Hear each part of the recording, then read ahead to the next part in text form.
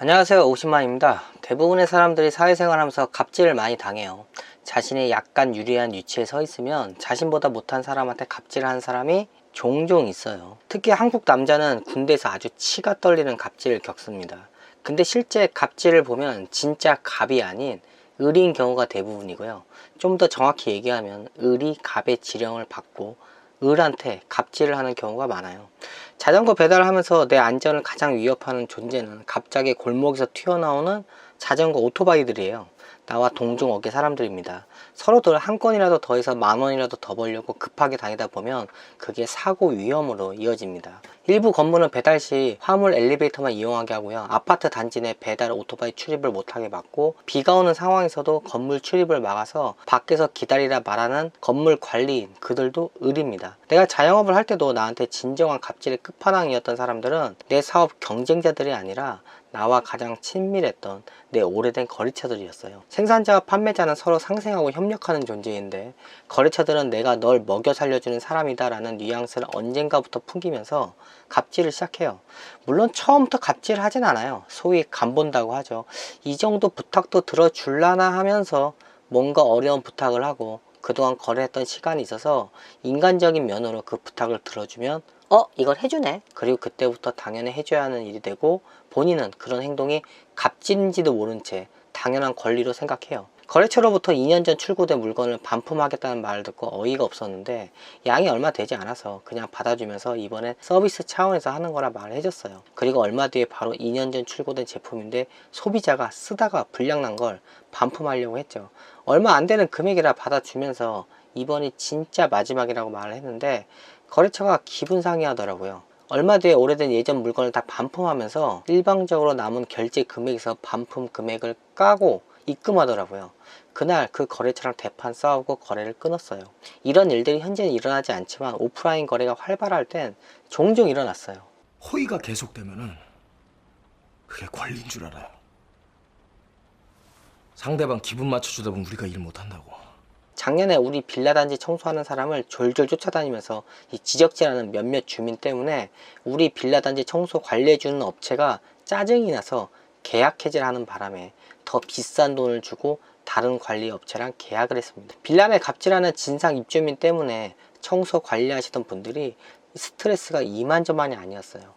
이거 해라 저거 해라, 저기 왜 청소 안 하냐 등등 청소하시는 분들이 일하는 내내 쫓아다니죠. 자신이 내는 청소 용역 관리비는 40,000원인데 자신이 월급을 주는 상전처럼 행동을 합니다. 지적질 잘하는 거 보면 자신이 저렇게 당한 게 아닌가 하는 생각이 들어요. 삼자의 시선에서는 진짜 없어 보이는 행동인데 정작 본인만 몰라요. 본인은 다른 입주민을 위해서 자신이 희생하는 듯 말하고 다닙니다. 이런 사람들도 갑질이 나쁘다고 말하면서 정작 본인이 갑질을 한다는 걸 모릅니다. 그런 갑질을 왜 할까요? 여러 가지 이유가 있겠지만 내 개인적인 생각으론 성숙하지 않은 사람이 많아서라고 생각해요. 근본적으로 자신보다 낮아 보이는 사람을 무시하는 경향도 있고요. 자신이 갑에게 받은 분풀이를 다른 을에게 하거나 갑이 하는 거 보고 따라하는 경우도 있겠죠. 그리고 좋게 얘기하면 만만하게 보고 착한 사람의 말을 가볍게 듣고 무시하는 경우가 많아요. 그러다 보니까 결국 안 그랬던 사람도 갑질을 할 수밖에 없어요. 착한 사람한테 저 사람은 카리스마가 없다, 무게가 없다, 리더로서 자질이 부족하다라는 말을 하는 사람을 난 진짜 싫어해요. 그냥 지가 한번 말하면 알아듣고 하면 되지, 지가 만만하게 보고 안 해놓고 사람의 자질을 논합니다. 꼭 저런 인간들은 욕을 하고 큰소리 쳐야 움직여요. 노예 근성이 아주 몸에 밴 사람들인데 지만 모릅니다. 내가 하청 공장을 돌릴 때 내 메인 공장이 아닌 이 사람 저 사람 물건을 다 같이 뽑아주는 공장의 물건을 발주하면 내가 큰소리 치기 전까지 내 물건은 만들어줄 생각을 안 해요. 이 작자들이 지랄하고 큰소리 치는 사람 물건 먼저 만들어줍니다. 약속한 기일은 한참 지나 다른 사람 일 다 해주고 일이 없으면 그때 내 물건을 작업하죠. 그래서 계절이 끝날 때쯤 물건이 들어와서 난 재고로 안고 있다가 내년에 판매를 해야 합니다. 집안 자질구레한 공사나 이자 입주 청소도 알아서 잘 해주겠지 하고 그냥 있으면 눈에 보이는 곳만 고치고 청소해놓고 사라져요. 결국은 내가 진상짓을 하고 갑질을 해야 말을 쳐 알아들어요. 왜 좋게 얘기하면 못 알아듣다가 인상을 쓰고 성을 내야 내 말을 알아듣는지 이해가 안 갑니다. 결국 나도 지랄을 하고 갑질을 해야 돼요. 문제는 큰 소리치고 욕을 해야 움직이는 사람들이 많아요. 그러다 보니까 온순하고 신사적이었던 사람도 변합니다. 대부분의 20대 사회 초년생들은 나름 정의롭고 순수해요. 하지만 그들이 중년이 되면 대부분 변해 있어요. 좋은 게 아니란 걸 알게 되죠. 내가 을이어도 나보다 못한 을한테 내가 너의 갑이다라는 걸 인식시켜줘야 내 말에 무게감을 느끼고 내 말에 상대가 행동을 합니다. 군대에서 후임들이 내 말 듣지 않으면 선임들이 야 너가 너무 물러서 그래, 잘해주는 애들이 기어오르지, 그러다 너 짬대고 못 받는다, 이런 말들을 합니다. 틀린 말이 아니에요. 잘해주면 정말 말을 안 들어요. 사회도 마찬가지예요. 여기서 더 슬픈 건 그래도 내 말을 잘 들어주는 착한 정의로운 후임이 있는데 다른 애들은 내 말 안 들으니까 결국 그 후임한테만 일을 시켜야 돼요. 결국 착하고 말 잘 듣는 선임이나 사수를 만나면 그 밑에서 일하는 사람도 피곤해요. 그래서 의도적으로 착한 사람을 무시하기도 해요.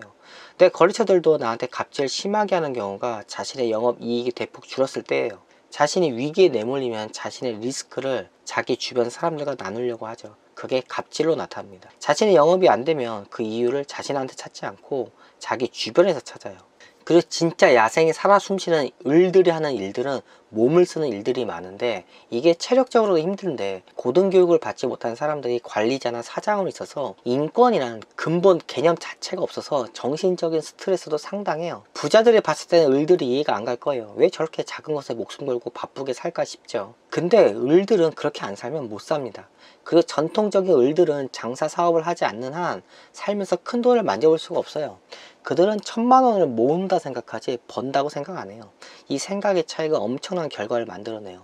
자신의 시간과 노동으로 돈을 맞바꾸며 사는 사람과 돈으로 다른 사람의 시간과 노동력을 사서 돈을 버는 사람은 이 삶과 일을 대하는 개념 자체가 틀립니다. 나 역시 사업을 떠나서 한동안 최저시급과 일당제 일을 하면서 살다 보니까 그에 맞게 행동과 생각이 바뀌고요. 남한테 내 일을 전가시켜야 내가 좀 더 편하게 일을 하게 돼요. 그리고 을들은 자신의 수입이 거의 고정되어 있기 때문에 그나마 자신이 좀 더 편하게 일을 하면서 일자리를 보전하기 위해선 자신보다 낮아 보이는 을들한테 을지를 할 수밖에 없어요. 서로 상생과 협력을 하면 다 같이 존나 잘 살 수 있어요. 하지만 이게 불가능한 이유가 그 조직에서 단 한 사람이라도 자신의 욕심을 내세우면 그 사람 때문에 상생과 협력하는 사람만 손해보고 피해를 봅니다.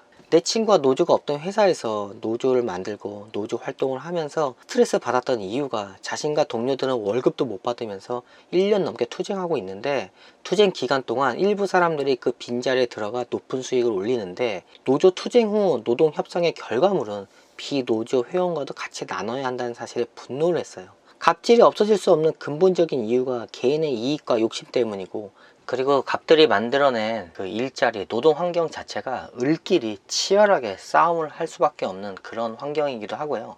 그리고 을의 직업 자체가 진입 장벽이 낮아요. 그러다 보니까 서로 치열하게 경쟁하고 상대를 누를 수밖에 없습니다. 상대가 일어나면 내 밥줄에 크게 위협을 받거든요. 그런 것들이 을질로 나타나는 거예요.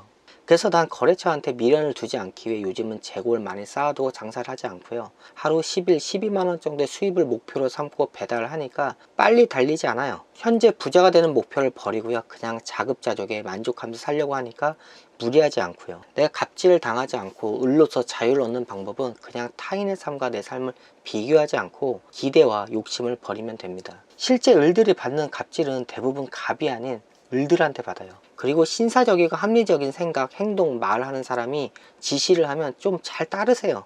이런 사람을 자꾸 만만하게 보고 그 사람의 말을 무시하니까 이 생지랄하는 사람이 관리자가 돼서 갑질을 하고 그런 사람을 배우고 따라하게 됩니다. 그래서 사회생활이 족같은 거예요. 아시겠습니까? 그럼 영상 마칠게요. 안녕히 계세요.